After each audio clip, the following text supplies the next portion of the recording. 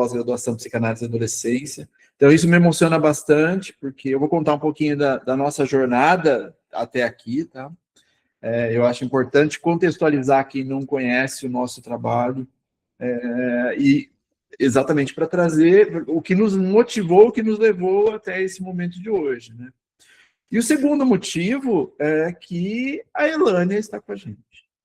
Então, a Elânia é uma querida, a Elânia é uma pessoa assim, maravilhosa, e além da nossa aula magna, a Elânia aceitou ser uma das nossas docentes no curso Psicanálise e Adolescência. Então, ela vai assumir a disciplina 3 a partir dessa turma. E, assim, eu fiquei feliz demais quando ela falou sim. E já vou dar o espaço para que ela possa se apresentar, trazer alguma coisa para vocês. Mas deixa eu contar um pouquinho da nossa jornada até aqui, tá?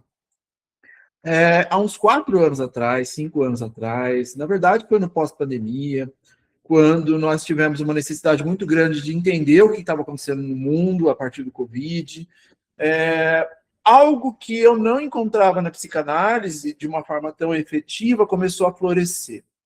O que foi isso? Foi as mudanças que o sujeito ele começa a desenvolver a partir do marcador da adolescência, um marcador mais psicológico do que físico, mas que na época do Covid ele se tornou extremamente evidente. Então, para nós nos organizamos para fazer acolhimentos durante tudo que estava acontecendo, montamos as nossas estruturas de escuta, e preocupados, obviamente, com o sujeito adulto, mas, ao mesmo tempo, tentando entender o que a gente ia fazer com aqueles jovens que não podiam mais ocupar os espaços que são tão importantes para eles em termos de construção social. Além de tudo, nós temos um outro fenômeno envolvido a partir da Covid, que são as crianças que passaram o que deveria ser o início da adolescência delas, encarceradas dentro de casa. Encarceradas é uma boa palavra, porque é assim que elas se posicionam, é assim que elas se sentiram, não naquela época, mas agora, 5, 6 anos depois, onde eles começam a ter que lidar com tudo o que os aflige em termos de adolescência. Então, nós temos aí, em apenas um montante de 5 anos, toda uma transformação que ninguém esperava. E toda uma falta de acolhimento que nós ainda estamos tentando organizar no sentido da psicanálise, no sentido da psicologia, no sentido da psiquiatria. A gente está tentando entender o fenômeno que foi o Covid. Mas o sujeito cresce, o sujeito se desenvolve, o tempo passa, e formas de acolhimento, elas precisam ser revisitadas a partir de um certo mal-estar proposto pela sociedade onde a gente está inserido. Por que eu estou fazendo esse preâmbulo todo? Porque quando eu comecei a perceber que o adolescente não estava sendo acolhido a partir de uma base clássica da psicanálise, eu comecei a me movimentar e tentar encontrar o que dá para a gente fazer com isso.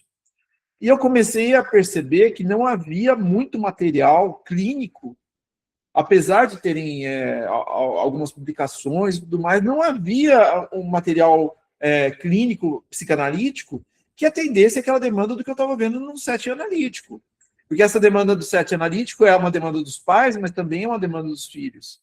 Então, os pais estão conosco no set analítico, mas os pais que têm filhos, eles trazem as demandas dos próprios adolescentes. A Covid acelerou uma outra coisa, que foi a hipermedicalização, que já estava em andamento. Então, a desconstrução do sujeito e o uso do diagnóstico como uma forma de obliteração do que ele poderia vir a ser. Então, isso já vem caminhando há um bom tempo e a Covid meio que tornou isso algo muito premente no nosso set analítico, de todos nós, de toda a classe que envolve saúde social, saúde mental. Hoje a gente encara isso, a questão dos diagnósticos, com muita veemência. E os adolescentes, eles são os mais atingidos por isso, seja a partir dos hiperdiagnósticos, seja a partir de uma reformatação da educação que a gente precisa, em algum momento, falar sobre, e questões mais focadas no nosso próprio mal-estar, que versam, muitas vezes, nós nos excluímos de discursos estruturais que precisam ser colocados. Então, machismo, racismo, gênero. Muitas vezes a psicanálise não abraça isso do jeito que deveria. A psicanálise, ela, por mais assim que seja apaixonante, em muitos aspectos ela é excludente. E a gente precisa olhar porque a gente pode construir a partir de inclusões. Feito esse pequeno discurso, eu comecei a querer saber mais sobre a clínica do adolescente e eu não estava encontrando o que eu faria com aquilo. Fiz pós-graduações, fiz cursos, mas tudo que eu encontrava era psicanálise com crianças e adolescentes. E essas crianças, a parte teórica envolvendo as crianças tomava 90% do curso, e a parte com os adolescentes tomava 10% disso. E eu fiquei extremamente frustrado. Eu fiquei extremamente preocupado. Eu fiquei assim, cara, o que a gente faz com isso?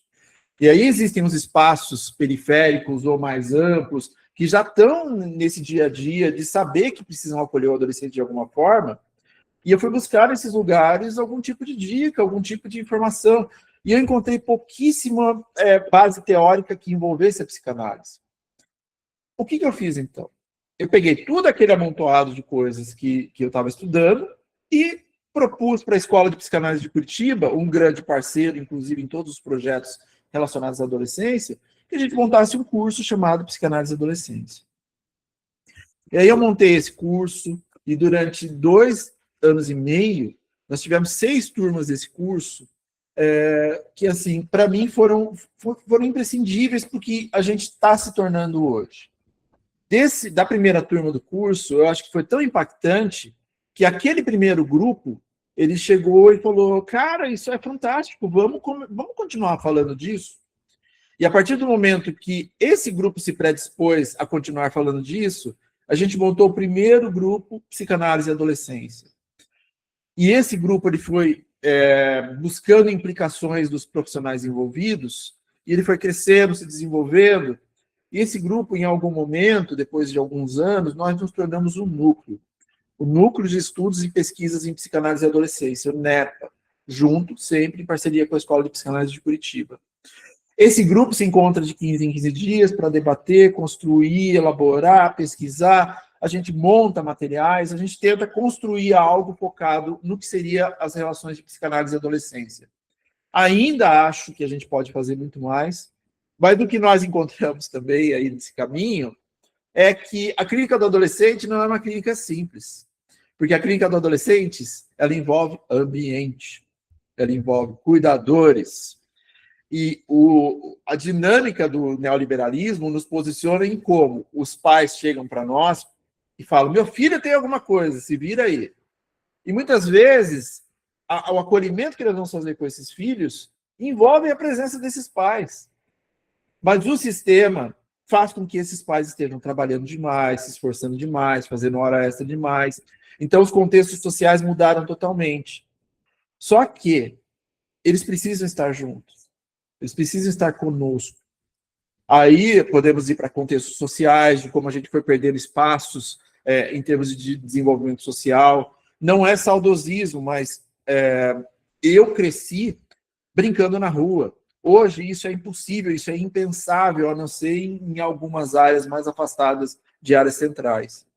Esse convívio social ele também foi excluído do contexto de desenvolvimento do Estado. Então, a gente tem pouquíssimas praças, a gente tem pouquíssimos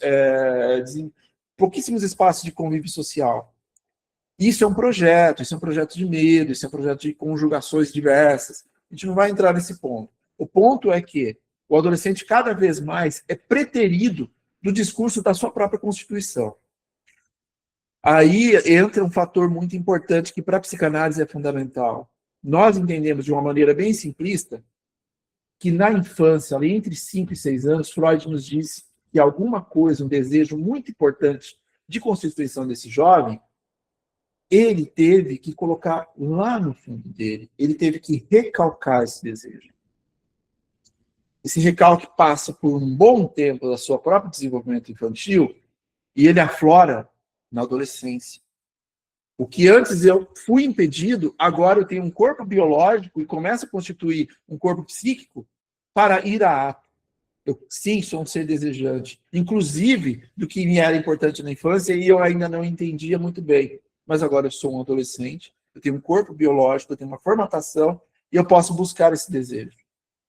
Então, tudo isso para trazer um pouco de como a dinâmica do adolescente, nessa básica pincelada, é importantíssima para que a gente o escute, para que a gente construa formas de acolhimento, e principalmente para que a gente construa uma clínica contemporânea, que entenda o jovem do TikTok, que entenda o jovem que está, sabe, cheio de telas, que entenda o jovem que está sendo excluído de discursos, que entenda o jovem que não está sendo constituído pela própria palavra. E muitas vezes ele tenta colocar isso através de gestos, através de silêncio, através de posicionamentos. A evolução do NEPA nos levou para alguns espaços. Então, o NEPA hoje tem um lugar para constituição de textos feitos a partir do próprio grupo. A gente tem um podcast chamado Cipapod, que é desenvolvido pela Carol Miranda e pela Gabi Brown, que também elas sempre trazem alguém para uma entrevista, para uma troca, e falando sobre constituições da educação e tudo que comporta aquele ambiente adolescente.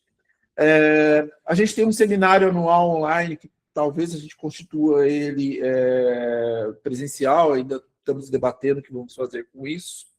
Esse ano de 2025, a gente teve uma semana do adolescente em que nós chamamos alguns psicanalistas, psicólogos, psiquiatras conectados com a questão da adolescência, inclusive a Elane foi uma das que participou e fez uma palestra maravilhosa, e vocês podem encontrar essa palestra dela no canal YouTube do NEPA, tá? Dito tudo isso, o próximo passo seria a construção de um curso mais avançado, de um curso mais implicado, de um curso que estivesse alinhado com o MEC, que fosse alinhado com uma faculdade parceira 5 estrelas, e que pudesse abordar o que a gente foi constituindo dentro do NEPA. Então, a gente teve a primeira turma do curso Psicanálise e Adolescência da pós-graduação, o ano passado. Nós estamos entrando no 7º semestre. Acredito, tem várias pessoas do curso aqui, espero que estejam atendendo. Eu acredito que as pessoas que participam da turma 1 são bem participativas. A gente tenta fazer o melhor possível para trazer bibliografia, trocas, material, uma plataforma. Inclusive, a gente tem também um desenvolvimento de uma comunidade online. Ela está ainda crescendo, tudo, está indo para um caminho muito interessante, tudo que comporta o NEPA, tá? Então, o NEPA se tornou um grande ecossistema. E vocês, no site do NEPA, podem ter uma ideia um pouco mais ampla do que ele se tornou, né?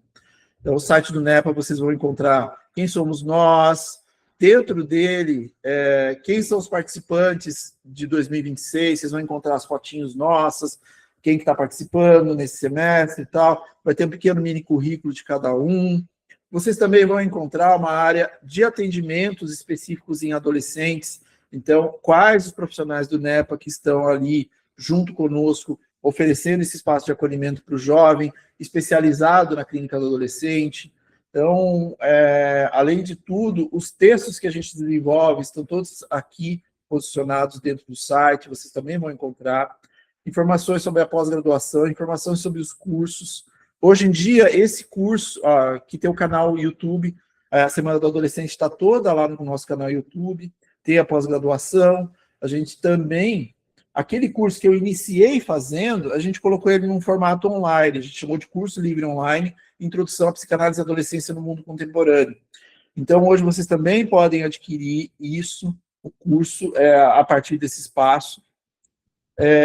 Fazemos também um resumo dos posts e tudo mais a partir dos boletins do NEPA. Vocês vão encontrar os seminários aqui. A partir da semana que vem, o seminário desse ano vai estar totalmente online lá no canal YouTube do NEPA. E tem bastante coisa lá. Além de tudo, o podcast também, o Cipapod, vocês vão encontrar aqui, tem todas as informações. E junto com isso tudo, o convite que eu também faço é para que vocês conheçam a pós-graduação Psicanálise e Adolescência. Então, fica aí o convite. Aqui, tudo tem, parece que é merchan, mas na verdade não é merchan. O que a gente está fazendo aqui são convites, tá? A ideia é que a gente não fique usando o grupo do WhatsApp para ficar o tempo todo mandando material, a gente constrói material e coloca lá, compartilha e tudo mais. Mas aqui, todas as informações da turma 2, que está começando hoje, mas a gente consegue, fala lá com a gente caso você se interesse, você pode fazer todos os downloads das informações aqui, vai saber um pouco mais sobre o curso, o que a gente vai explorar nesse curso, todas as disciplinas envolvidas. Assim, a ideia da construção da disciplina é criar uma jornada. A gente começa falando da história do jovem na psicanálise e termina falando sobre sete analíticos na contemporaneidade. No meio de tudo isso, a gente fala de tecnologia, a gente fala de patologização, sintomatologia, clínica dos excessos, a cultura tão importante para a clínica do adolescente, perspectivas sobre traumas, marcas infantis, enfim, a gente construiu ali um roteiro para que vocês tenham todas essas informações. Aqui alguns diferenciais, as aulas são ao vivo, depois vocês têm acesso às gravações, comunidade para trocas, a ideia é a gente unir teoria prática e contemporâneo, tem uma área de suporte para dúvidas, caso necessário, a gente pensa algumas coisas de descontos especiais também estão lá, a gente dá um suporte junto com a EPC, a partir das dinâmicas ali, a gente faz muitos eventos que focam abrir esse leque de informações. E aí, ao final do curso, a produção de um texto com a possibilidade de publicação no portal do NEPA, e a gente está organizando isso tudo juntos. Aqui o corpo docente, vocês vão encontrar informações de todos nós, inclusive... Ai, fugi aqui. Inclusive da Elânia. Então, ela está aqui com a gente, tem o currículo dela, o currículo Lattes, tem todas as nossas informações. Caso vocês precisem de alguma informação, nós estamos aqui, tá? Falem conosco. Enfim, tudo isso para dizer que somos apaixonados pela psicanálise da adolescência. Eu tenho uma implicação muito grande. Em outubro, eu lancei um livro chamado Mutando, Ensaios sobre Psicanálise da Adolescência. Tamanha a vontade que eu tenho de que vocês se impliquem com isso. Mas vamos ao que interessa. Hoje é um dia de felicidade, hoje é um dia de reinício, hoje é um dia de continuidades. Então eu deixo vocês com a maravilhosa Elânia. Vocês já a conhecem, mas ela vai falar com a gente um tema assim que para mim eu acho maravilhoso escutar a Elânia. É algo muito importante para mim, para que a gente possa crescer junto, para que a gente possa se desenvolver junto e para que as nossas escutas elas sejam escutas mais focadas no mal-estar da nossa época e nos sujeitos no nosso lugar onde nós estamos inseridos. Então, isso para mim é super importante. Vocês viram aí que a gente começou com uma playlist de música brasileira. Eu sou apaixonado pelo Brasilzão, tá? Então, psicanálise e interseccionalidade é o tema da Elânia, escuta de adolescentes nas encruzilhadas. Elânia, o espaço é seu. Pessoal, obrigado demais por estarem aqui. É uma alegria ter vocês nessa aula magna, iniciando a turma 2.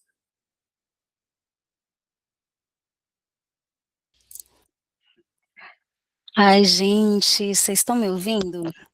Estão me ouvindo? Sim. Ah, legal, porque agora eu estou apresentando a minha tela para vocês. Deixa eu ver se eu consigo. Vocês estão conseguindo ver minha apresentação? Sim. Sim, mas Parece eu que acho sim. que você consegue ampliar um pouquinho, Elânia. Ah, Se não, você eu vou quiser. ampliar. Mas a gente está vendo perfeitamente. Ah, legal. Acho que Aê, agora. maravilhoso. Muito bom. Não tem nada atrapalhando, vocês não estão vendo nada passando na frente, não, né? Tá ótimo. Maravilha, então. Bom, gente, boa noite a todas as pessoas aqui presentes. Quero agradecer o convite para estar aqui com vocês, para estar nesse momento tão importante que é essa aula magna, e então quero agradecer a Sandro pelo convite, pelo cuidado, pela paciência. Eu sou uma pessoa muito difícil com as tecnologias aí todas, mas Sandro foi muito, muito gentil e muito paciente comigo, então quero agradecer todo o acolhimento, todo o cuidado, o convite. E aí o que eu pensei para a gente conversar no dia de hoje é para a gente pensar um pouco dois termos que são importantes para a gente pensar na escuta, que é a psicanálise, que é o que nos une aqui, e a interseccionalidade. Então, a gente vai pensar um pouco sobre a interseccionalidade e a psicanálise na escuta de adolescentes. E aí eu estou falando escuta de adolescentes nas encruzilhadas, e eu vou fazer um parêntese aqui de uma questão pessoal, né? Bom, eu vou, então, para fazer esse parêntese, eu já vou passar para o próximo slide. Eu vou mandar esse documento para Sandro, e aí Sandro compartilha com vocês. Aí, assim que acabar aqui, já compartilho, e aí vocês vão ter acesso também. Bom, isso daí sou eu, né, nos meus dias de cabelos compridos, cabelos longos. Eu me chamo Elênia Francisca, eu sou psicóloga, sou especialista em gênero e sexualidade humana, sou mestra em educação sexual, e agora eu estou doutoranda, na reta final aí do doutorado, em Humanidades, Direitos e Outras Legitimidades na USP, e eu sou fundadora do Espaço Puberê. Um pouquinho antes de falar sobre o que é o Espaço Puberê, eu vou contar uma coisa que me constitui, que é uma coisa que me atravessa também, que é a minha religiosidade. Sou uma mulher de candomblé, de uma religiosidade de matriz africana, né, uma religiosidade afro-brasileira. Nesse momento, eu estou vivendo um processo aí chamado preceito, que é um processo que preciso cobrir o meu ori, né, que é a minha cabeça, preciso ficar de branco, preciso ter alguns momentos de cuidado comigo, cuidado com a minha ancestralidade, mas é importante dizer que para nós que somos de religiosidade de matriz africana, não sei se tem, eu imagino que tenha mais pessoas aí que são de religiosidade de matriz africana, né, ó, Vitória está dizendo aí que é também, né, uma pessoa de religiosidade de matriz africana. Para nós, a palavra, o termo, né, encruzilhada, ele tem também um significado muito importante, porque fala de Exu, né, que Exu está na encruzilhada, é o dono do caminho. E eu não estou aqui, Suelen também, né, Suelen, muito bom ver vocês aqui, Suelen foi minha aluna na graduação. É muito bom, Suelen, te ver aqui também. E aí é importante a gente pensar que para nós a encruzilhada, ela não é um espaço de, ai meu Deus, para onde eu vou, mas é um espaço de, deixa eu pensar onde é que eu estou, como é que eu cheguei até aqui, como eu vou caminhar, né? Então, a encruzilhada é um espaço sagrado. Então, estou usando o termo encruzilhada não para falar de religiosidade, mas para falar um pouco sobre a contribuição também das religiosidades de matriz africana, de religiosidade afro-brasileira, na construção da subjetividade. Então, mais adiante, a gente vai falar sobre essa palavra encruzilhada, para vocês entenderem por que eu usei encruzilhada aqui, se a gente vai falar de psicanálise e interseccionalidade. Bom, seguindo, né, então, eu me chamo Elânia, sou moradora da cidade de São Paulo, mas eu nasci no Espírito Santo, sou capixaba, acho que tem mais capixaba aqui no grupo, né, eu vi que tem uma capixaba, sou de Montanha, uma cidade mais para o norte do Espírito Santo, no meio rural, e vim para São Paulo muito pequenininha, então vim morar aqui em São Paulo, numa região periférica. Bom, e aí, fundei o Espaço Puberê em 2010. O que é o Espaço Puberê? É um espaço que acolhe corpos em travessia, ou seja, acolhe pessoas que estão vivendo a puberdade, que é esse processo de travessia, que é esse processo em que o corpo, a existência está adquirindo novos formatos, está se expandindo, né? Está se espalhando, esparramando um pouco mais. Puberê é a junção de duas palavras, da palavra puberdade, que é o período de intensas mudanças, que como vocês aqui no grupo sabem, a puberdade ela começa ali entre os 8 e os 9 anos de idade, a puberdade. Né?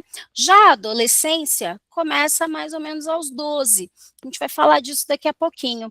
Então, puberê é a junção da palavra puberdade, que é esse período de intensas mudanças, e a palavra erê, que em Iorubá significa brincar, brincante. Na verdade, a palavra erê, ela é movimento, é um corpo brincante, né? Um corpo de brincadeira, é um corpo de leveza, mas ao mesmo tempo de seriedade. Então, nós temos o objetivo no Puberê de promover espaços de acolhimento, escuta a pessoas que estão na puberdade e as suas demandas. Então, pensando um pouco nesse lugar que o Espaço Puberê ocupa. Bom, e em 15 anos de existência, né, a gente vai fazer 16 anos esse ano, a gente já alcançou mais de 14 mil pessoas, com atividade lúdica, supervisão, rodas de conversa, atividades relacionadas ao desenvolvimento integral saudável de adolescentes. Então, a gente já conheceu um pessoal bom aí em cada canto do Brasil, nesse período que a gente existe. E essas são as figuras que muitas vezes aparecem nas nossas rodas de conversa, nas nossas reflexões e na nossa construção de metodologia. Então, eu gosto de falar, né? Eu sou psicóloga de formação, a psicanálise é a minha linha de atuação, é por onde a minha escuta passa, então, eu olho para a existência dos sujeitos a partir de vários e várias autoras, autores, e são algumas dessas pessoas aqui contribuem para as nossas reflexões no trabalho do Puberê. E essas pessoas são a Bell Hooks. Eu não sei se vocês conhecem a Bell Hooks, né? Ela morreu ano retrasado, se eu não me engano, final do ano retrasado. Ela tem vários livros muito importantes, mas tem dois que eu queria indicar para vocês, né? O primeiro é Tudo sobre o Amor, em que a Bell Hooks diz que não há amor se há injustiça. Então, o amor, para existir, ele precisa de justiça. E ela não está falando do amor romântico de namoro, casamento, nada disso. Ela está falando desse lugar mesmo de o amor enquanto uma ação, uma atitude de cuidar, né? Esse livro é incrível mesmo, Fernanda, maravilhoso. Que bom que você conhece ele, né? Esse é um livro da Bell Hooks que eu gosto muito, em que ela fala, não há amor sem justiça. Então, se nós promovemos injustiças e invisibilidades para adolescentes, será que amamos adolescentes? Eu tenho aqui cá comigo que em vários momentos o Brasil deixa escancarado pelas suas leis, pelos seus dados de violência, deixa escancarado o quanto é injusto com as adolescências. Então, se não há amor quando há injustiça, eu posso dizer que talvez o nosso país odeie adolescentes, e a gente precisa girar essa chavinha, pensar numa escuta de adolescentes sem julgamento, numa escuta de amor, amor nesse sentido que a Bell Hooks fala. E o outro livro dela é A Gente é da Hora, o nome do livro, né? A Gente é da Hora, que é o livro em que ela fala das masculinidades, e ela é muito gentil no diálogo sobre masculinidades. Então, os homens que querem conhecer um pouco mais desse pensamento da Bell Hooks, eu indico começar por A Gente é da Hora, porque ela fala de um jeito muito gentil, muito afetivo, ela não foge da responsabilidade de dizer, olha, tem isso aqui, homens e meninos, que precisa ser cuidado, mas ela também vai fazendo uma análise muito gentil sobre as masculinidades, sobretudo as masculinidades negras. Tem a Carla Cotirene, que é uma autora também contemporânea, que eu gosto bastante, que ela tem um livro, inclusive, da coleção Feminismos Plurais, chamado Interseccionalidade. Depois eu vou apresentar uma outra teórica norte-americana, essa é norte-americana, né? Carla Cotirene é brasileira, da Bahia, mas vou depois apresentar uma teórica da interseccionalidade também. Tem a professora Ellen, né? Eu trouxe o rosto de todo mundo aqui para vocês verem. É importante a gente ver o rosto das pessoas que a gente estuda. Então, aqui tem a professora Ellen de Lima Souza, ela é professora na pós-graduação da Unifesp, e ela é vice-pró-reitora também na Unifesp. E ela tem uma teoria que se chama perspectiva exúlica, de olhar a existência humana, e aí ela fala mais das infâncias, e aí no doutorado eu estou dialogando um pouco também com essa perspectiva exúlica da professora Ellen, que ela diz que a infância dentro da perspectiva exúlica, que vem de Exu, né, dentro da perspectiva exúlica, a infância, ela não é uma fase da vida. Dentro dessa perspectiva que ela traz, a infância seria um estado que nós acessamos em qualquer momento da vida, na idade adulta, na idade idosa, na adolescência. A infância, então, seria um estado que vai e volta, né?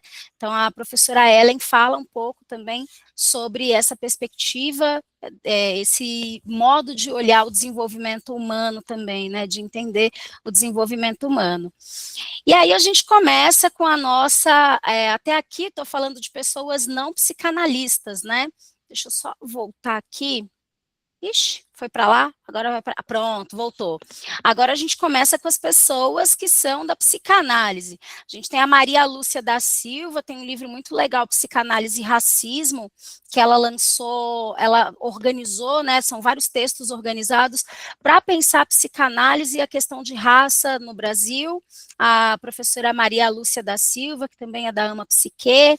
A Arminda Berasturi, essa é das antigas, depois a gente vai falar um pouco mais sobre a Berasturi, eu coloquei ela aqui porque a gente vai falar sobre a contribuição dela também para pensar a psicanálise e a adolescência. Aí não poderia faltar, né, o nosso velho querido barbudinho Freud, o Sigmund Freud aí também não pode faltar.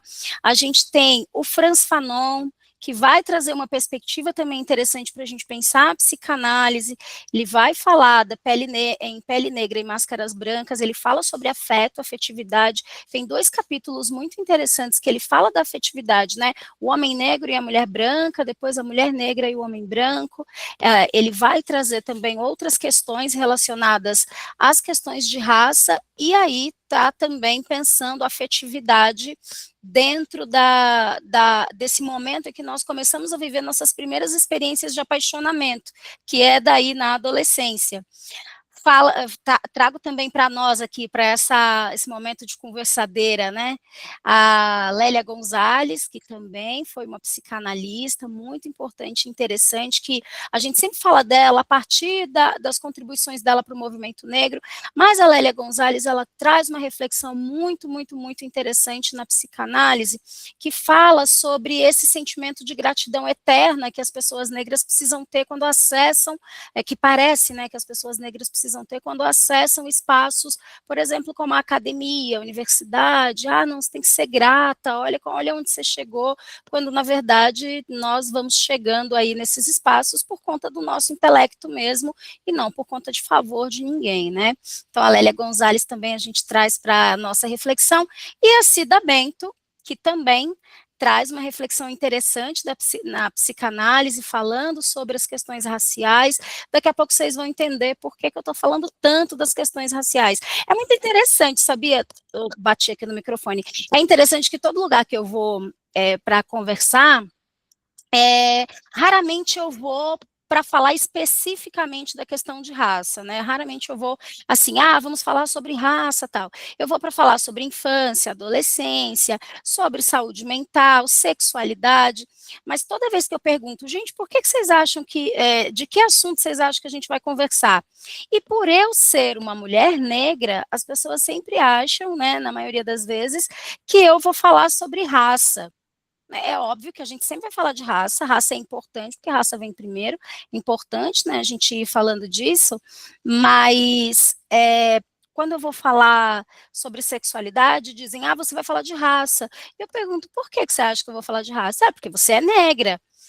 E aí, quando eu vejo uma pessoa branca falando, eu digo, bom, eu pressuponho que você vai falar sobre branquitude hoje, né? Não, vou falar sobre, sei lá, suicídio. Como assim? Você não vai falar de branquitude? Mas você é branco, por que você não vai falar de branquitude? Então, a gente pensar um pouco também nessas questões, né, que estão estampadas muitas vezes no nosso corpo, que é a questão racial, que não importa onde eu vá, qualquer tema que eu vá falar, sempre alguém acredita ou acha que eu vou falar sobre raça. E por eu trazer teóricos e teóricas majoritariamente negros, muita gente acha que, então ela não vai falar de psicanálise, ela vai falar de raça. Falar de raça também é falar de psicanálise. E a gente vai falar disso conforme a gente for caminhando aqui na nossa conversa. Bom, aí seguindo aqui, São essas pessoas que eu acabei de apresentar para vocês que me tornam, então, uma escutadeira de gente, né? Que me torna alguém que escuta a gente. E muitas vezes vocês podem ter ouvido alguém falar assim: ah, mas seu trabalho é muito fácil, você só senta lá e fica ouvindo as pessoas, né? Você só senta lá e fica escutando. Ou então, familiares de adolescentes falam às vezes para mim, né? Se ele estiver falando mal de mim para você, ele vai parar de vir, porque eu não vou ficar pagando para ele falar mal de mim para você. Como se essa forma de escuta não fosse também uma ciência, uma arte, um processo, né, que o Freud falava, esse processo de escavação, esse processo arqueológico de encontrar essa coisa que está escondida numa camada dura, mas que a gente vai fazendo um trabalho com um pincelzinho bem pequenininho. Então, a gente tece uma escuta que é qualificada, uma escuta que não é uma escuta só por escutar, né, mas é uma escuta de presença, de corpo inteiro. E eu me lembrei de uma música que eu acho que é da Lully, mas quem canta é os Secos e Molhados, que se chama Fala. E eu gosto muito dessa música, porque eu acho que ela reflete muito bem esse lugar de escutadeira de gente, né? Esse lugar de psicanalista, que é essa música, não sei se vocês já ouviram, mas ela fala assim: eu não sei dizer nada por dizer, então eu escuto.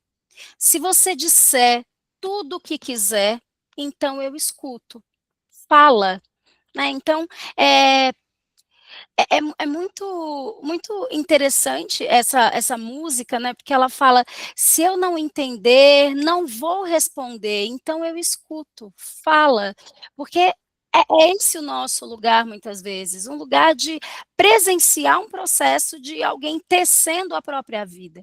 E a gente só ficar ali segurando o novelo de linha junto, ajudando nesse momento de desfazer o nó. Então, nos sentamos, né? Eu e a menina, menino, menine, nos sentamos nesse processo em que as agulhas do tricô estão nas mãos dela, nas mãos dele, nas mãos dele, né? O que está comigo é o novelo que me foi permitido segurar. Então, às vezes, o adolescente chega para mim assim: ah, quero te contar, juro, vou te contar, né? Aquelas gírias que eu acho o máximo, assim, né? Esse fim de semana, na minha religião, eu estava cortando alguns legumes e tal, fazendo umas coisas com duas adolescentes também.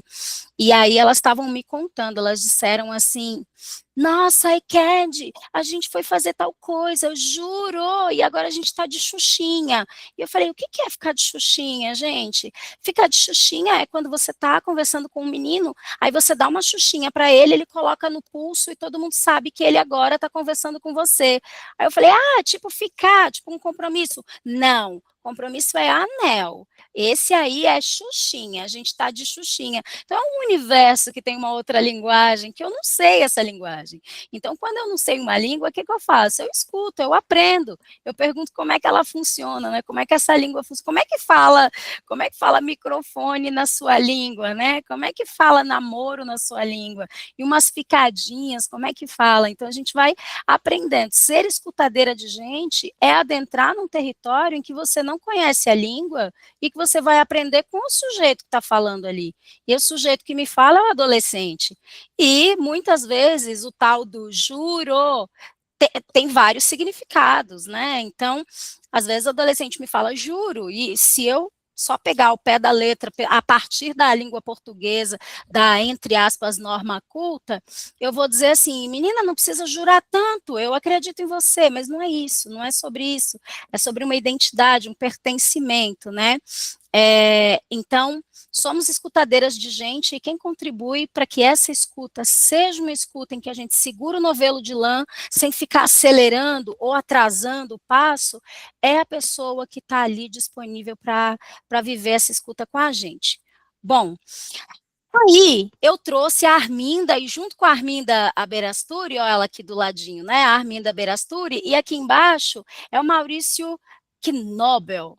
Não sei se pronuncia assim, não, mas eles escreveram um livro muito interessante em 1971, chamado Adolescência Normal, um enfoque psicanalítico.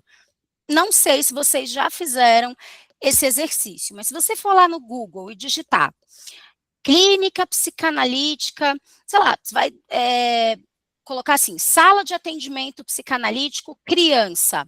Aí você dá o play e coloca lá nas imagens, né? Você coloca pesquisar imagens. Aparece uma sala colorida, uma sala brincante, uma sala que tem um colchonete no chão, que tem coisas, muitos estímulos para que a criança explore e consiga falar sobre si por meio da brincadeira e tudo mais. Aí você digita assim, sala de atendimento psicanalítico adulto. Aí as cores são mais sombrias, aí tem lá o divã com uma mantinha, né, das pernambucanas que estava em promoção, aí tem aquele travesseirinho, aquele ambiente mais terno, né, eu sempre acho que é um ambiente terno e gravata, quando a gente digita sala de atendimento adulto. Agora digita sala de atendimento psicanalítico adolescente, ou aparece essa sala do adulto, ou aparece essa sala da criança, ou aparece as duas, né? Aparece, então, esse lugar que é não lugar. Se a sala de atendimento, vamos pensar assim, né? Ah, a sala de atendimento, ela é o universo, ela é o lugar da pessoa que eu estou escutando ali, né? Cliente, paciente, pessoa, sujeita, interagente, enfim. É a sala que aquela pessoa, olha, você entrou aqui é teu universo. O que será que significa você entrar num lugar em que nada, nenhum elemento ali, ou poucos elementos ali, pertencem ao seu universo? Entrar naquela sala e observar que ela foi preparada para adultos e adaptada para você, ou ela foi preparada para criança e adaptada para você.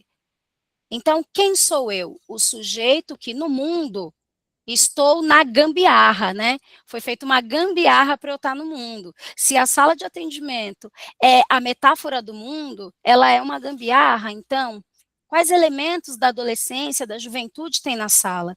E aí a gente pode pensar assim, então o que eu vou colocar na sala? Né? O que eu vou colocar nessa sala? Porque eu não faço ideia. É brinquedo? É massinha? É o quê? Eu vou dizer para vocês que no Espaço Puberê, a gente é uma sala pequena. A gente fica numa associação de moradores, que a gente pode usar todos os espaços da associação, mas nosso espaço mesmo, que a gente pode fazer as nossas coisas, é uma sala.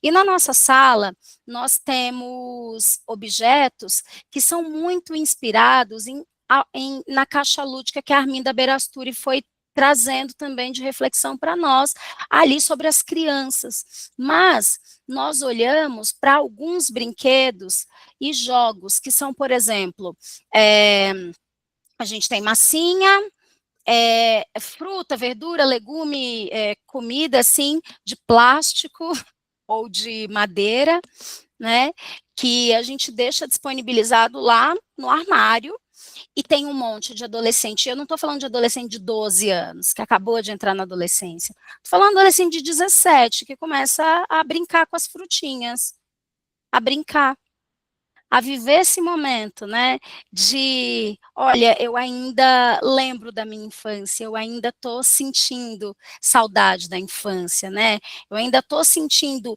raiva de não estar mais lá, mas raiva de estar aqui, ou medo de estar aqui, ou ansiedade, enfim, a gente vai pensando junto com o adolescente, mas a Arminda Berasturi e o Maurício Knobel, eles falam que a adolescência, ela tem 3 lutos, né, 3 momentos de luto, que é o luto pelo corpo infantil, então agora eu não tenho mais esse corpo infantil, e cada pessoa vive o luto de um jeito, né?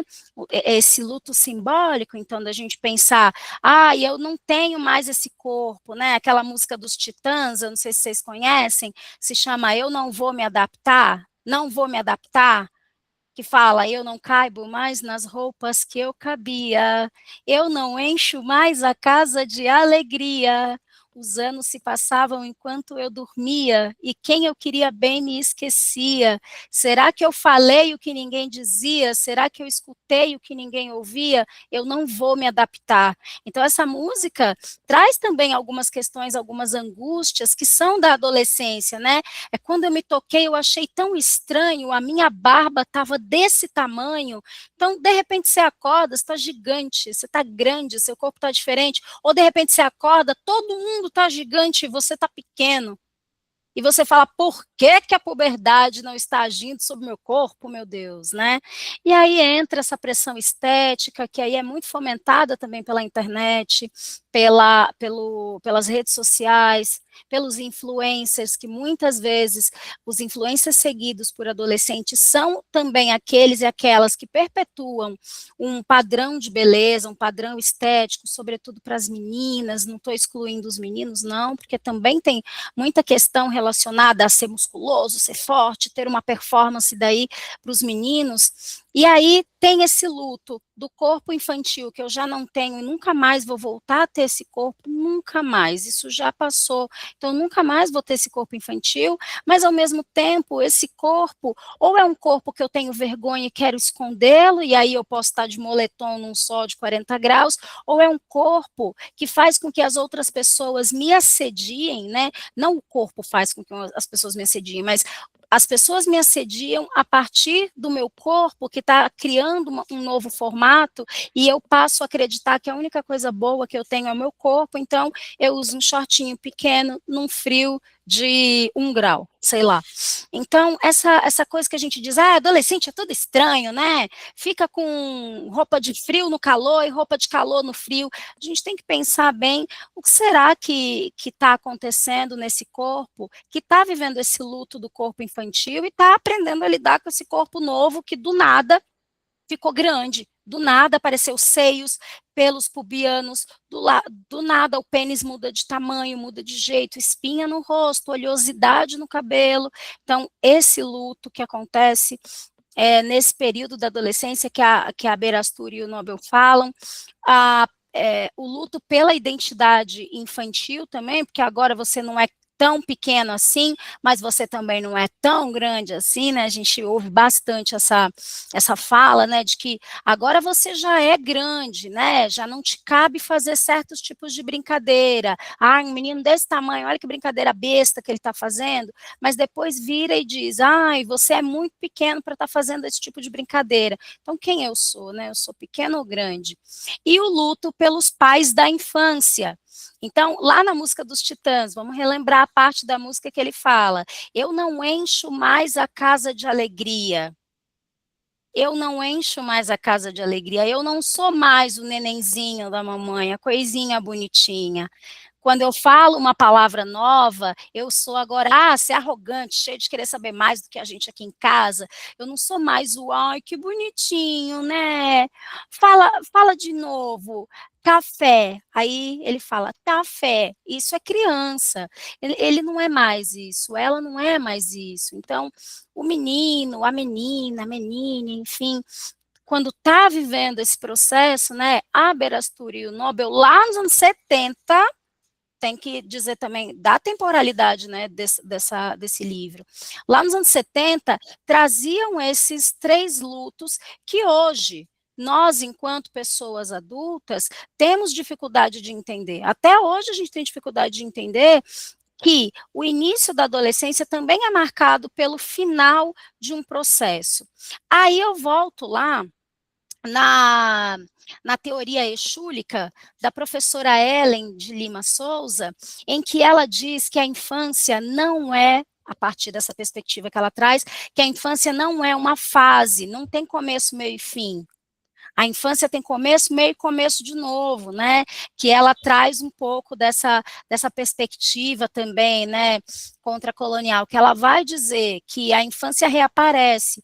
E aí, quando você está na adolescência, será que o que você está vivendo é um luto de um corpo que morreu, que sumiu e não existe mais? É um luto de uma infância que não vai mais voltar?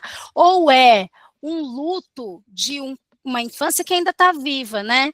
Mais difícil do que enterrar quem morreu é enterrar alguém que ainda está vivo, né? terminar um relacionamento com alguém que você ainda vai ver por aí é dolorido, né? Porque você vai encontrar, tem uma música, eu não me lembro de quem que era, e também vou tentar lembrar, né, o trechinho da música, que a pessoa fala, eu tenho medo de te encontrar com outra pessoa, se eu sair na rua e te ver com outra pessoa, eu vou ficar mal, porque acabou aquele momento, aquela fase, mas ainda tá, a pessoa ainda existe, ela ainda está viva. Então, será que essa infância, eu não sei se vocês estão acompanhando essa reflexão, gente, me digam aí se eu estou também brisando demais, né? Me digam aí. A infância, nessa perspectiva europeia, né, dos teóricos e teóricas europeias que nós estudamos, é que ela tem começo, meio e fim. E ela é muito baseada numa questão biológica, fisiológica. Então, quando o corpo atinge esse lugar, acabou a infância. Né? Quando o corpo atinge esse lugar, acabou a infância, começa a adolescência. Nessa perspectiva exúlica que a professora Ellen traz, essa perspectiva exúlica que a professora Ellen traz, ela fala outra coisa. Ela diz o seguinte: a infância agora virou uma fase que ela vai continuar junto com você, mas que agora ela vai se juntar com uma outra que é a adolescência, que depois vai se juntar com a idade adulta, que depois vai se juntar com a idade idosa. Né? E aí eu me lembro de uma senhora que é sogra da minha irmã, que ela estava toda feliz, um dia eu encontrei com ela estava toda feliz, eu falei para ela, né, eu falei, nossa, tô com a cara boa, o que está acontecendo? Aí ela disse assim, ai, menina, conheci um senhor no forró que eu fui, né? Ela adora ir no forró. Ela falou, conheci um senhor no forró e agora eu tô apaixonada que nem adolescente. Aí ela falou, eu tô parecendo adolescente. Parece que eu voltei para a adolescência. E eu fiquei pensando, caramba, a adolescência também, né? É essa fase de começo, meio e começo. Porque ao apaixonar-me por alguém, eu revivo esse momento do primeiro apaixonamento e aprendo com as memórias dessa adolescência. Imagina chegar na idade adulta e esquecer de tudo que você viveu na adolescência, tudo, né?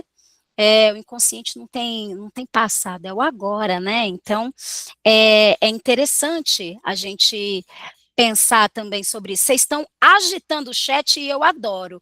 Ó, vocês estão dizendo que está dando para acompanhar, legal. E para seguir essa linha de raciocínio que eu estou falando, a Fernanda, ela diz o seguinte, que é bom fazer um exercício de voltar para essa fase que já passamos.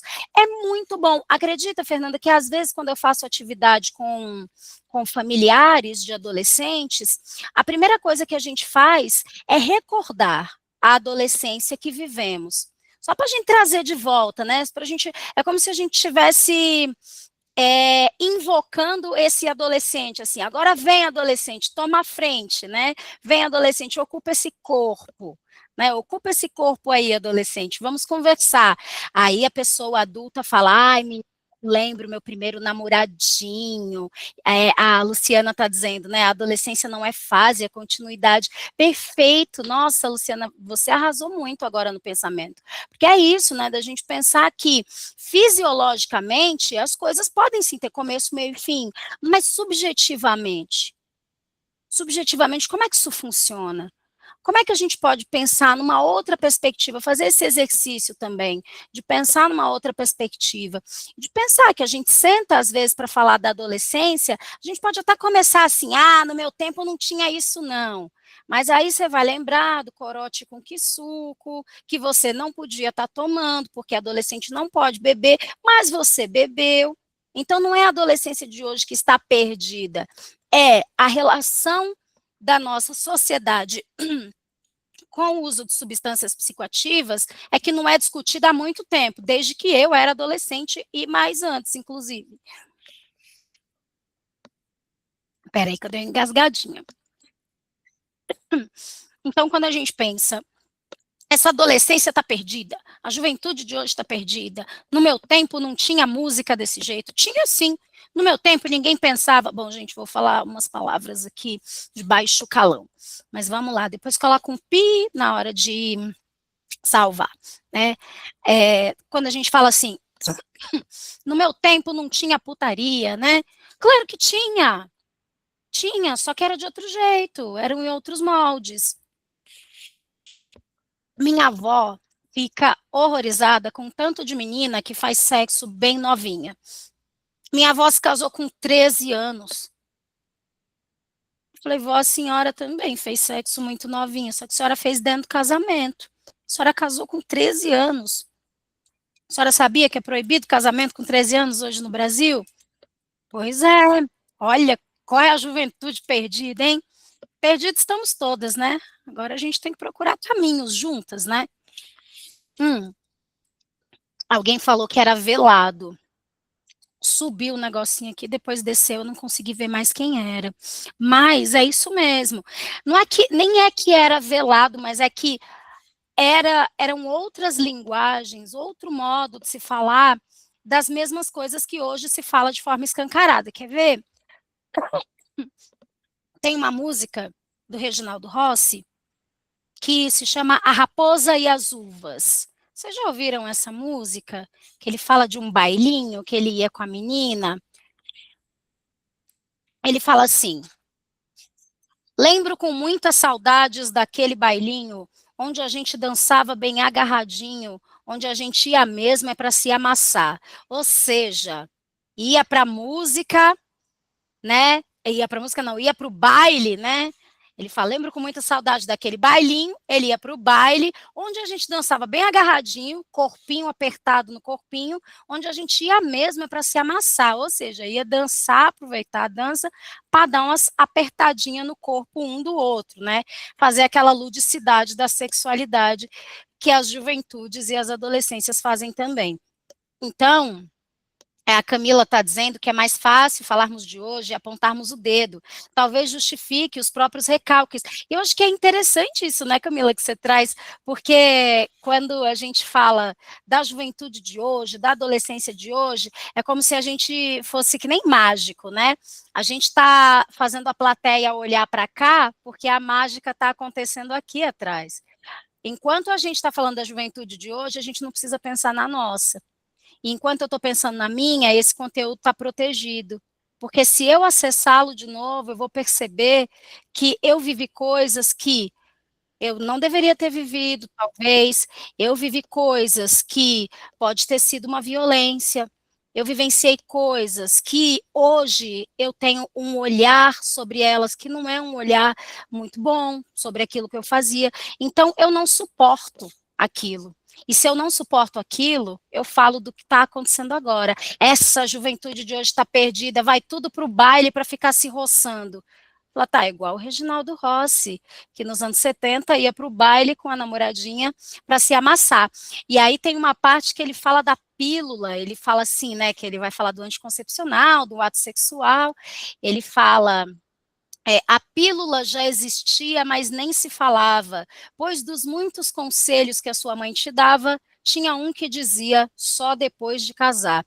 Mas tudo que a gente transava eram 3, 4 cubas. Eu era a raposa, você era as uvas, e eu sempre querendo seu beijo roubar. E por mais que você se esquivasse, eu tinha certeza que no fim do baile, na minha lambreta, aquele corpo bonito ia me abraçar. Então, era isso. Estamos no baile, nos roçando, tem pílula, mas a sua mãe disse que não vai te dar pílula porque você vai transar só depois de casar, mas quando chegar na minha lambreta, como dizem os adolescentes hoje, né?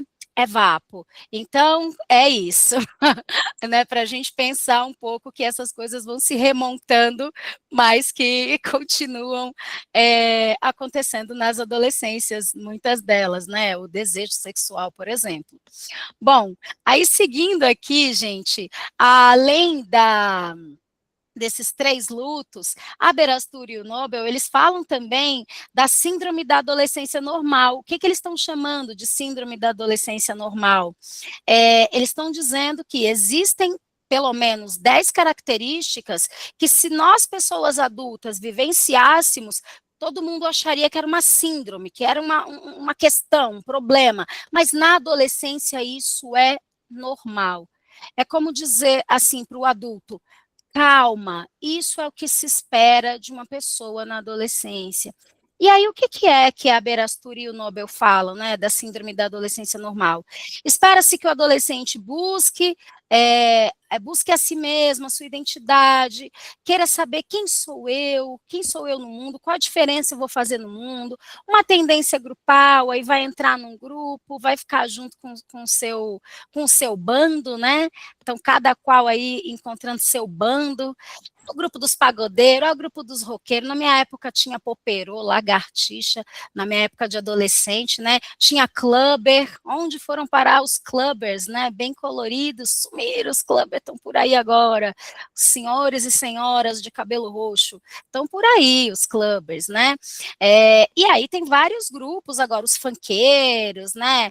O pessoal do rap, da cultura hip hop, enfim, tem várias tendências grupais também, a necessidade de intelectualizar e fantasiar, ou seja, de dizer, questionar, por exemplo, uma prova.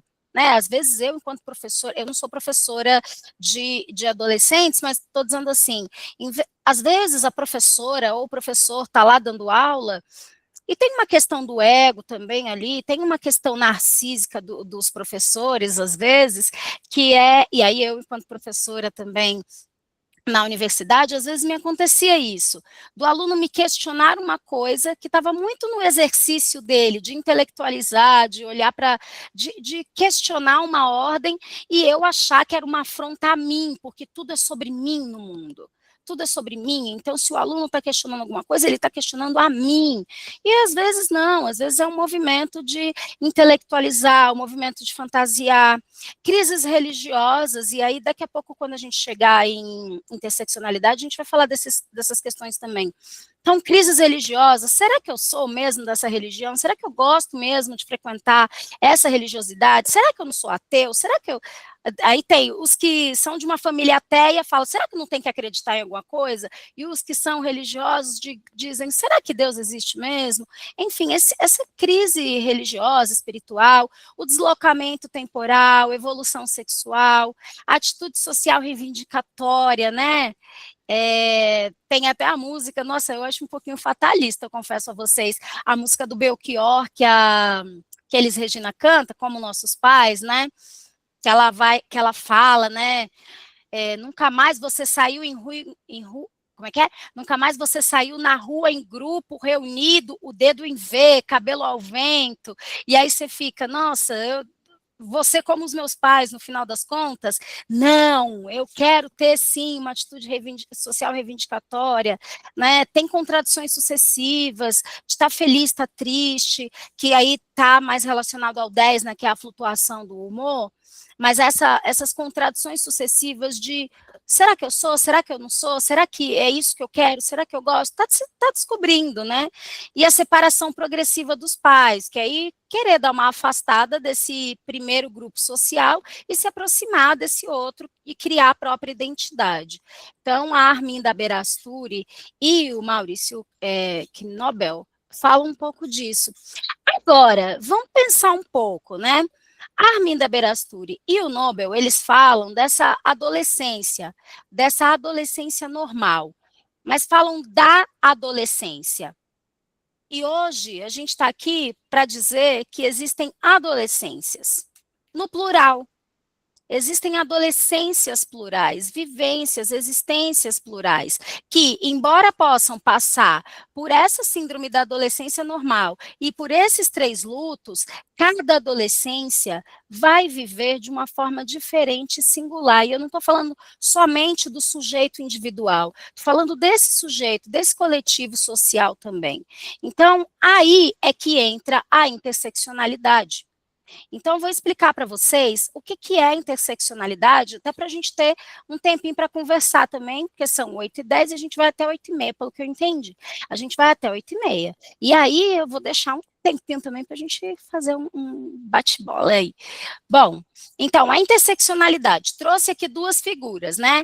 A Carla Cotirene, eu já falei para vocês sobre ela, né, do livro da coleção Feminismos Plurais, Interseccionalidade, é um livro bem legal, eu gosto desse livro, da Carla Cotirene.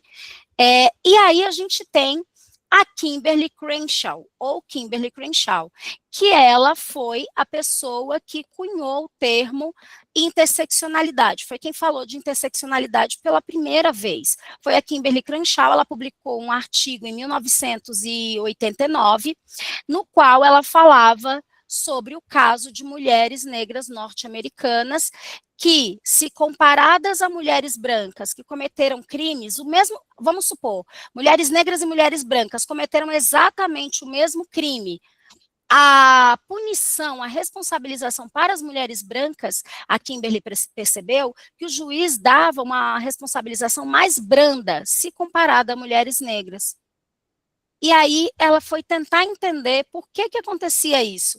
E ela analisou mulheres negras e mulheres brancas, mulheres negras e homens negros, mulheres negras, homens brancos, e ela foi percebendo que as mulheres negras, elas vivenciavam uma questão de raça e uma questão de gênero, que não dava para se separar. Não dava para fazer recorte, não dava para dizer assim, vamos fazer agora um recorte de gênero, vamos fazer agora um recorte de raça. Não dava, porque quando a mulher negra sofria algum tipo de violência, essa violência era, ao mesmo tempo, racista e machista. Então, a Kimberly Crenshaw cunhou o termo interseccionalidade, que é um termo da matemática, né, que fala da intersecção de uma linha com outra linha. Então, a gente tem uma linha, uma estrada, que é a raça, e uma outra estrada, que é gênero. E a mulher negra estaria aqui nesse meio, onde raça e gênero estão juntos ao mesmo tempo e não se separam. É como se a mulher negra, exato, Fernanda. Então temos a encruzilhada, é aí a encruzilhada de raça e de gênero. E por que a gente está falando encruzilhada? Porque lá nos Estados Unidos, a Kimberly Crenshaw, ela cunhou o termo interseccionalidade. Quando chega aqui no Brasil, a gente vai conversando, vai teorizando, vai dialogando, vai pensando o que é para nós uma rua que vai assim, outra rua que é assim. É uma encruzilhada. E todo mundo, seja crente, seja católico, seja ateu, seja budista, todo mundo, seja quem for, toda vez que lembra de uma encruzilhada, lembra de uma religião de matriz africana. Mesmo que seja de um jeito racista, religioso, desrespeitoso e tal, mas lembra, fala, encruzilhada é de macumba, encruzilhada é de não sei o quê. Então, para nós brasileiros, encruzilhada é um termo que a gente sabe o que é. Então, se a gente falar assim, a mulher negra vive uma interseccionalidade, se eu virar para minha mãe e falar, a mulher negra está no meio de uma interseccionalidade, minha mãe vai falar, bem, sim, e daí? O que isso significa? Não faço ideia. Se eu falar para ela, a mulher negra ela está no meio de uma encruzilhada, ela sabe o que é. Ela sabe que é um cruzamento entre uma rua e outra rua. Ela não está nem na rua da raça, nem na rua do gênero, ela está nas duas, bem lá no meio. Né, bem no meio, na rua raça e gênero. E aí existem outras interseccionalidades também, raça, gênero, classe, identidade, adultocentrismo, que é essa ideia de ter o discurso do adulto como central. E aí, por que a gente fala mais de criança do que de adolescente? Porque para a pessoa adulta, entre aspas, é mais confortável falar de infância, porque a criança depende mais do adulto do que o adolescente. Fere a nossa... É uma ferida narcísica aqui em nós, o adolescente não precisar da gente para tudo, para escolher a roupa, para pentear cabelo, e isso, inclusive, é um dos motivos que nos embrutece na relação com o adolescente. O adolescente querer questionar, querer saber das coisas como se ele fosse um adulto. Né? Daqui a pouco eu vou ler para vocês um textinho da Vida na Terra do Adultocentrismo que eu escrevi, que é justamente sobre isso, sobre o quanto nós, pessoas adultas, falamos mais da infância, porque para nós é mais confortável. A criança só atravessa a rua se eu segurar a mão dela, o adolescente atravessa a rua de skate, sem segurar na mão de ninguém. Ele não precisa de você, aparentemente. Precisa muito, tá? Vocês vão aprendendo isso, vivendo isso ao longo da pós que vocês estão fazendo, começando agora, tal. Em breve a gente também vai se encontrar, vai ser divertidíssimo, né? Mas é importante a gente saber que fere o adulto, o adolescente começar a ter vontade própria e o adulto não conseguir controlar o desejo do adolescente. Ah, ninguém segura a fúria do desejo, né? Corpos desejantes. O que faz a gente ser gente? Para a psicanálise. O que faz a gente ser gente? Desejo, né? Fere o ego do adulto, né, Fernanda? Que a Fernanda está trazendo para a gente. Fere o ego do adulto. A gente está diante de uma pessoa que agora é gente mesmo, entre aspas. Sabe aquela coisa, criança não tem querer? Claro que criança tem querer e tem desejo e tudo mais. E adolescente também. Só que o querer da criança muitas vezes é abafado pelo adulto. O querer do adolescente incomoda o adulto, porque às vezes o querer do adolescente fere uma questão que está incrustada no corpo do adulto. No corpo mesmo, estou falando corpo físico, porque às vezes dói no adulto, né? Dói em mim, que sou adulta, algumas coisas que o adolescente me traz. Não estou aqui dizendo que o adolescente é um santinho, um anjinho e tudo mais, não é isso. Não estou nem demonizando, nem endeusando ninguém. Mas vamos pensar um pouco, a gente age de uma forma muito dura com adolescentes, né? E a forma dura é aborrecente. O que é um aborrecente? Aquele que aborrece. Ele aborreceu o quê? O meu lugar de poder. Eu tinha um poder, um privilégio, aí ele veio e questionou. Ah, a coisa que mais dói é uma pessoa privilegiada ouvir que ela é privilegiada. O adolescente faz isso com a gente. Bom, seguindo aqui que eu estou finalizando essa parte, ser escutadeira de gente, então, é ser essa pessoa que vai se propor a estar ali, não no lugar de eu sou a adulta, você é o adolescente. Eu falo, eu aqui estou aqui para dar conselhos, eu estou aqui para te dizer o que é certo e errado, mas eu estou ali para acompanhar, para segurar esse novelo de lã, para a gente construir um casaquinho, ou um top, um cropped, não fala mais top, cropped, né? Estou aqui para a gente construir uma meia, ou uma touca, ou um boné maneiro. Não sei, estou aqui para a gente construir o que você quiser construir. Ser escutadeira de gente, ser escutadeira de adolescente é isso, né? E aí, a gente vai pensar em todas as interseccionalidades que a gente consegue, por exemplo, ver nessa foto. Tem gente que vivencia aí uma interseccionalidade de gênero, de raça, possivelmente de classe, de identidade, de afetividade, orientação afetivo-sexual, territorialidade. Então, escutar adolescentes é considerar também as suas interseccionalidades, é considerar também os atravessamentos sociais que aparecem na vida desse menino, dessa menina, menine, né? E aí, gente, só para dar aquela lacrada, eu trouxe uma frase do Lacan, né? Vamos lacrar com Lacan? Ah, vamos fazer um quadro, Lacrando com Lacan. Porque Lacan traz uma coisa muito interessante para nós, que é isso, né? De falar das questões do nosso tempo. Então, deve renunciar à prática da psicanálise, ou seja, não vai ser psicanalista, você tem que renunciar à psicanálise todo aquele analista que não consegue... Lacraneando, né, Madu? Ai, Madu, que bom te ver aqui, meu amor. Muito bom te ver aqui, Eba. Então, o Lacan, lacraneando, ele diz o seguinte: deve renunciar à prática da psicanálise todo aquele analista que não conseguir alcançar em seu horizonte a subjetividade da sua época. Ah, Elane Lacan fala difícil demais. O que ele quis dizer?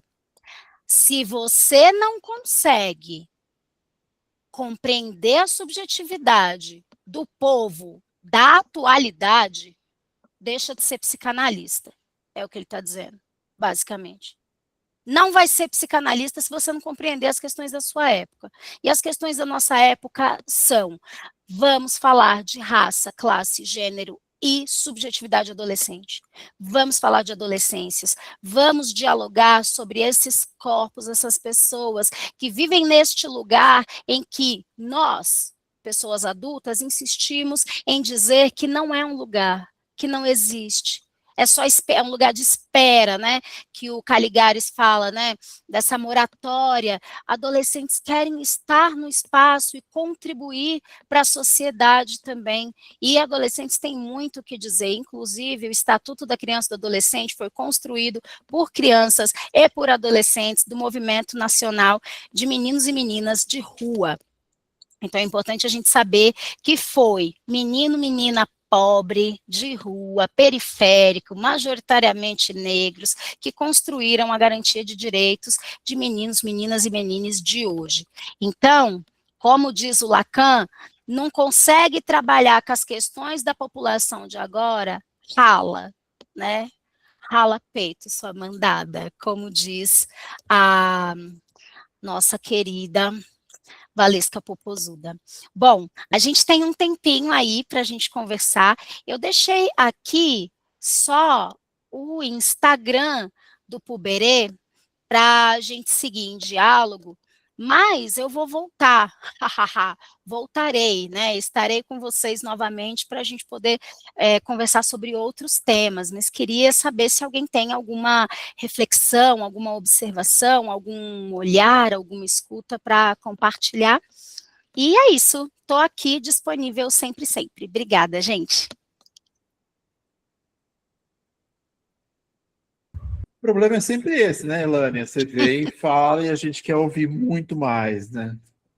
Ah, obrigada. Tamo junto. Gente, se vocês quiserem abrir microfone, perguntarem alguma coisa, fazer algum apontamento, fiquem à vontade.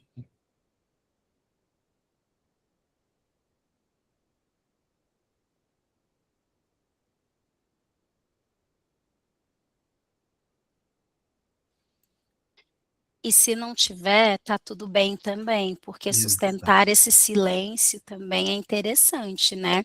É, a gente, só para não dizer que eu não falei dessa música, eu quase sempre falo dela. Tem a música lá do, enfim, tem várias questões com os cantores, mas tem uma música que se chama Não Aprendi a Dizer Adeus, né? E tem uma parte que ele diz assim: não tenho nada para dizer, só o silêncio vai falar por mim. Eu sei guardar a minha dor, e apesar de tanto amor, vai ser melhor assim. Então, eu acredito de verdade que tem coisas que a gente ouve e fala, nada a ver. Aí vai tomar um banho, sai do banho e fala, até que, né? Então, tem coisas que precisam de tempinho para dar uma maturada, e tem outras coisas que a gente já quer comer o bolo quente, né? Aí queima a boca. Mas se estivermos no silêncio, é no silêncio que a gente vai. É no silêncio que a gente vai seguir, até porque eu vou voltar, né, gente? Mas Camila levantou a mão. Diga, Camila. Olá, boa noite. Que alegria te ouvir, Elânia. Maravilhosa sua fala.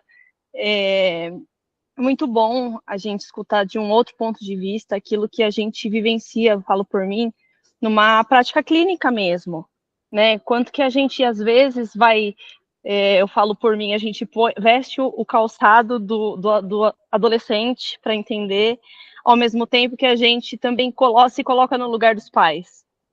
No fim, é uma fala que eu, às vezes, digo que a adolescência é um grande limbo, porque é onde tudo acontece, as merdas todas acontecem, e ninguém quer olhar pro cocô que tá lá, entende? E todos somos feitos disso. Até alguma colega aqui falou sobre, é uma continuidade, né? A adolescência é uma continuidade. E eu gosto sempre de dizer que a maioria dos conflitos que a gente tem uma base no adolescente que somos. Todos se tornam adolescentes quando tá ali contrariado, quando, né, encontra com alguém aí, deu apaixonite em alguém. Então, é como se a gente acessasse tudo isso. Eu gostei muito da sua fala depois, se você puder trazer pra gente, eu falo por mim, eu fiquei interessada em saber sobre aquele termo que você usou de uma colega que usa como Exu. Como é que é o nome? Porque eu achei isso muito legal, que não deixa de ser um portal de acesso, né? A gente acessa o tempo todo camadas, e eu acho isso muito ligada à perspectiva exúrica. E eu achei muito interessante a forma como isso ressoou com aquilo que eu já vejo, que eu também acredito. Então, eu acho que eu só vim só para comentar mesmo, para dizer que eu adorei e eu espero te ver logo. Ah, eu também, eu também.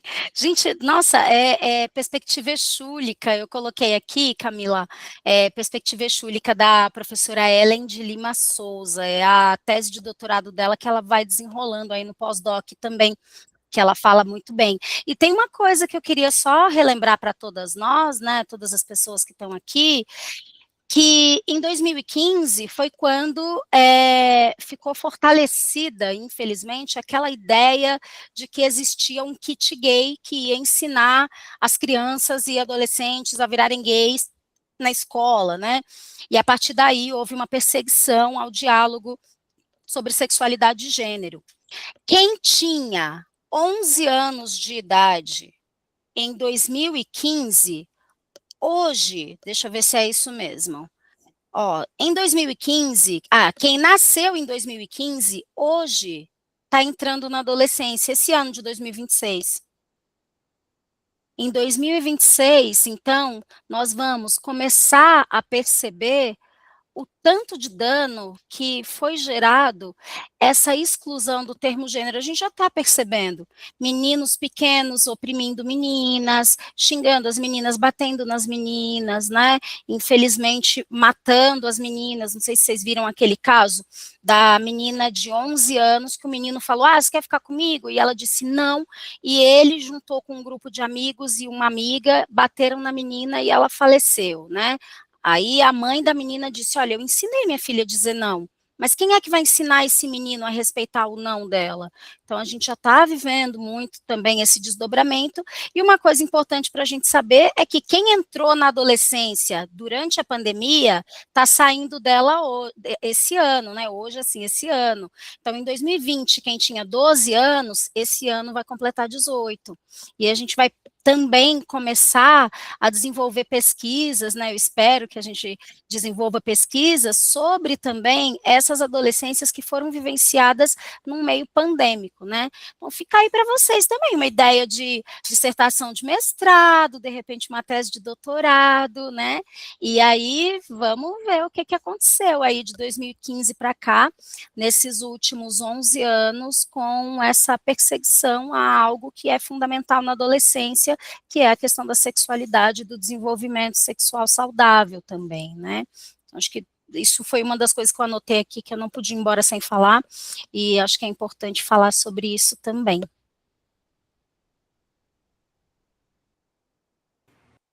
Turma, Maria Eduarda levantou a mão. Fica à vontade, Maria Eduarda. Elânia, maravilhosa. Eu queria começar dizendo que é sempre incrível ouvir você falar, porque você explicando as coisas é um abraço, né? É muito potente, porque são contextos que são muito complexos, às vezes, principalmente de implicar, e quando você traz para explicar, eles ficam muito fáceis. Assim, eu consigo ver em cada situação dentro da clínica, né? Em cada família, em cada adolescente, mas mais do que isso, eu consigo entender a implicação no processo, nesse impulsionamento de adultizar os adolescentes, né? Enquanto eles estão, e a gente consegue ver eles fazendo força para não crescer, né? Porque eles estão desejando muito entender o que está acontecendo. E aí os pais trazem para a terapia num sentido totalmente: resolve isso aqui, eu não sei o que está acontecendo com esse menino. Eu não sei qual que é o problema dele, ele não fala comigo. Quando o contexto é agressivo, é violento, não é comunicação, é você tem que fazer do jeito que eu quero. Quando eu não sei o que está acontecendo comigo, eu não sei como eu cresço aqui. Eu não sei como eu vou me desenvolver, eu não sei como fazer essa raiz brotar nessa terra. Eu não sei o que eu sou, eu não sei quem eu sou. E você não está me ajudando, sabe? E aí, quando você começa a adentrar o contexto da família, você vai entendendo que é uma mãe que não enraizou direito também, que não pôde ser adolescente, não pôde ser criança. E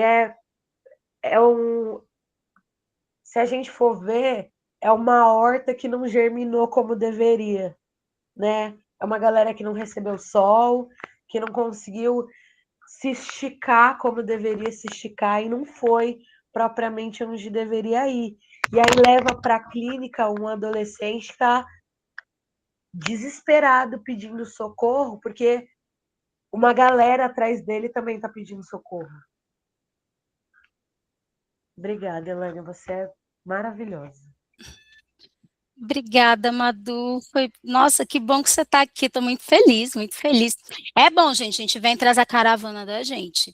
Ai, é isso, Madu. Muito bom você estar aqui. E uma coisa que você falou que eu achei muito massa foi quando muitas vezes a pessoa adulta chega e diz, né, olha, tá aqui, resolve isso aqui para mim, né, e de repente a gente vira para essa pessoa adulta e pensando na metáfora do novelo de lã, a gente convida essa pessoa adulta para segurar esse novelo junto e ir desfazendo o nó para que esse adolescente ou essa adolescente consiga nomear o que está acontecendo, o que está sentindo. E às vezes esse menino que está lá com 14 anos, ele está trazendo também para essa clínica, para esse momento que é dele, ele está trazendo uma mãe que teve uma adolescência que talvez ela não pudesse ter vivenciado tudo que hoje ele tem oportunidade, e aí pode gerar raiva na pessoa adulta. E eu digo isso porque muitas vezes os adultos também comentam, né?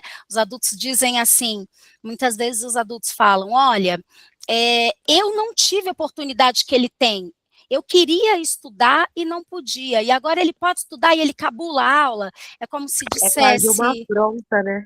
É uma afronta. É quase uma afronta. É assim, eu tô te dando esse presente e você tá jogando meu presente no lixo. E aí esse adulto também precisa desse acolhimento. A Berasturi, nesse livro aí da Adolescência Normal, tem um momento que ela fala: o atendimento com o adolescente também é um atendimento com a família, então a gente também convida essas pessoas adultas, de repente, para um grupo, em que essas adultas ou esses adultos possam esvaziar o que estão sentindo, né? Tô com inveja do meu filho, porque quando era a minha vez de ser adolescente, não era tudo isso. Quando era a minha vez de ser adolescente, eu não sentia, eu não podia viver isso. Agora, adolescente pode até andar de graça nos ônibus, porque tem ID jovem. Oh, mas isso não é maravilhoso? Não, eles têm que trabalhar, que nem eu trabalhei. E a gente vai dizendo, olha, isso que você viveu foi violação de direito. Isso que o teu filho está vivendo é garantia de direito, não é privilégio. Né? Será que você não está com vontade de viver tudo isso que o teu filho está vivendo agora? Vamos conversar sobre isso, né? Então, achei muito massa essa coisa, né, de você falar da família trazer o adolescente, falar, resolve isso aqui, e o adulto vem junto, né? Então, vem o adulto segurando o adolescente, fala assim, resolve isso aqui, inclusive eu. Resolve esse menino e me resolve também, né? Todo mundo amarrado, né? Todo mundo junto. Nos resolva. Resolve a gente, né? Resolve esse quebra-cabeças, né? Muito interessante, porque vou pensar mais sobre isso, Madu. Obrigada. Nos resolva, né? É o que chega. Turma, a gente poderia ficar aqui escutando a Elânia, eu sou um desses, mas a gente vai encerrar a aula magna de hoje, agradecendo vocês, a presença de vocês, obrigado por terem participado. Quem vai ver essa gravação na plataforma da Turma 2, da pós-graduação Psicanálise da Adolescência, a Elânia estará com a gente, é igual Vingadores, né? Final de Vingadores. Elânia voltará em março, para a disciplina 3. Elânia, muito obrigado, de coração. Você sabe que é uma alegria gigante estar aqui com você. E falo desses recados finais aí, mas a Elânia vai voltar outras vezes. Fiquem sossegados, tá? Com outros espaços. Eu nem tenho recado final, é só agradecer mais uma vez, dizer que eu vou mandar agora para Sandro os slides, que foram só para a gente se guiar, e vou voltar em março, e a gente vai conversar um pouquinho mais. Então, estou animada para encontrar vocês de novo, gente. Obrigada pelo acolhimento. Muito obrigada e boa noite. Vou colocar nos links do grupo do NEPA as informações da pós, as informações do NEPA, aquela coisa toda, do Espaço Cuberê também, tá? Então, sigam o Espaço Cumberê no Instagram, acompanhem o trabalho da Elânia, que é maravilhoso. E nos vemos em breve em outros espaços. Precisando de mim, vocês sabem onde me encontrar. A Jornada em Pares. Obrigado. Bom descanso, gente.